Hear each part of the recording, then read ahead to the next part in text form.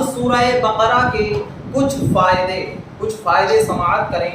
کچھ اس کے اندر وظیفے ہیں، کچھ عمل ہیں جنہیں کرنے سے انسان بیماریوں سے محفوظ ہوتا ہے.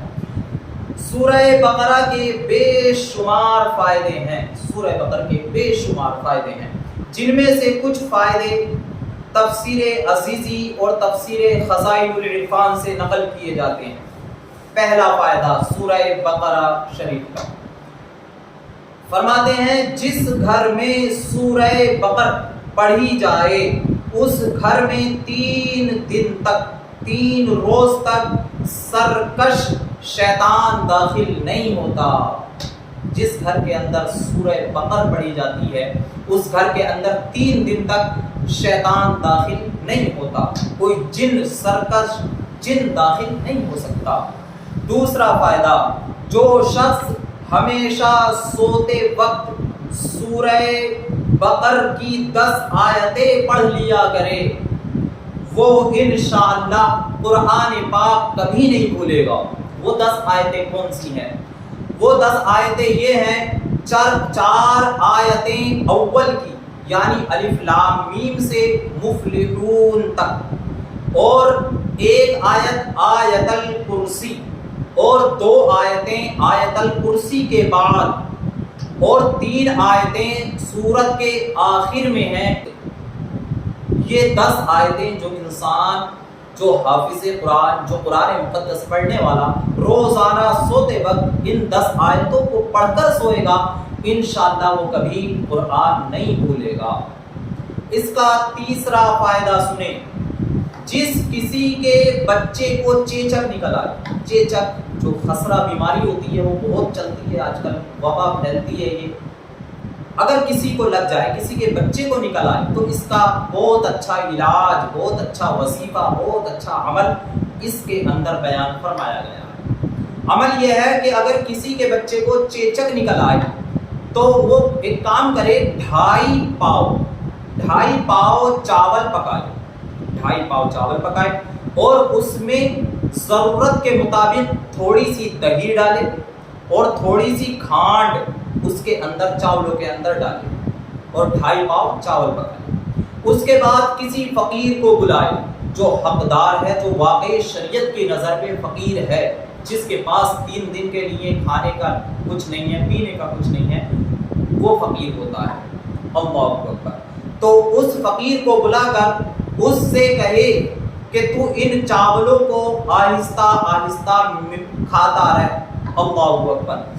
وہ فقیر چاول کھانا شروع کرے اور تم ادھر اپنے بیٹے کے پاس بیٹھ کر سورہ بقرہ پڑھنا شروع کر دو. لیکن ہونا یہ چاہیے کہ جب آپ کی سورہ بقرہ مکمل ہو پڑھ کر تو وہ فقیر کھا کر بھی اسی وقت فارغ ہو. اس لیے فقیر کو چاہیے کہ آہستہ آہستہ کھاتا رہے. اب یہ فقیر آہستہ آہستہ کھاتا رہے یہاں تک کہ اس کی سورہ بقرہ پڑھنا ختم ہو. جب یہ دونوں کام ایک ساتھ ختم ہوں گے، یہ دونوں لوگ اس بچے کے سامنے بیٹھ کر کام کریں گے، یعنی سورہ بقرہ بھی اس بچے کے سامنے بیٹھ کر پڑھی جائے گی اور وہ فقیر جو چاول کھائے گا وہ بھی اس بچے کے سامنے بیٹھ کر کھانا شروع کرے. اللہ اکبر.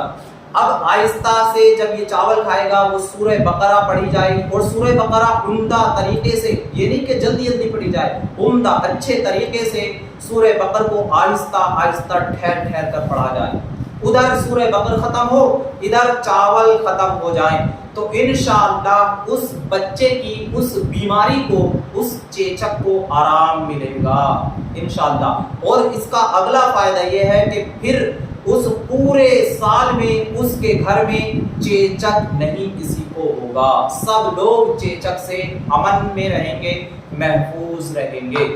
مگر شرط یہ ہے کہ یہ عمل جو کیا جائے یہ صبح کے وقت کیا جائے، اور عمل کرنے والا بھی اور جو بچہ بیمار ہے جس سے چیچک ہے دونوں کے دونوں نہار منہ ہونے چاہیے، یعنی دونوں نے صبح کچھ نہ کھایا ہو، نہار منہ دونوں ہوں، تب یہ عمل کیا جائے. انشاءاللہ اس سے بہت اچھا اثر ملے گا. اور اس کا ایک آخری وظیفہ، چوتھا وظیفہ اور سن لیں حضرت عمر رضی اللہ تعالی عنہ سے روایت ہے کہ حضور نبی اکرم صلی اللہ تعالی علیہ وسلم نے ارشاد فرمایا کہ جب تم میت کو دفن کر دو، اپنی میت کو قبر کے اندر دفن کر دو، تو دفن کرنے کے بعد اس کی قبر کے سرہانے کھڑے ہو کر الف لام میم سے مفلحون تک پڑھا جائے، اور اس کی قبر کی پاؤں کی جانب یعنی پائیں تھی سورہ بقر کا آخری رکوع پڑھنا چاہیے۔ انشاءاللہ اس سے مردے کے سوال اور جواب میں آسانی ہوگی۔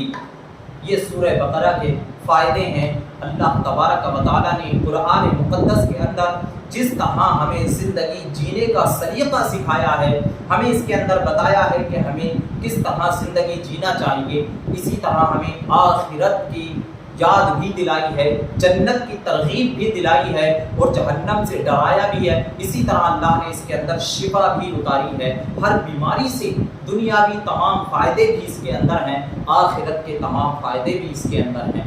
بس چاہیے کیا، ہمیں سچے دل کے ساتھ اس قرآن کو مضبوطی سے تھام لیں، اس کا دامن پکڑ لیں، اور نبی کریم صلی اللہ علیہ وسلم کے عشق میں قرآن پڑھتے رہیں، پڑھاتے رہیں، اس پر عمل کرتے رہیں۔ انشاءاللہ ہماری زندگی بھی سنور جائے گی اور ہماری آخرت بھی سنور جائے گی۔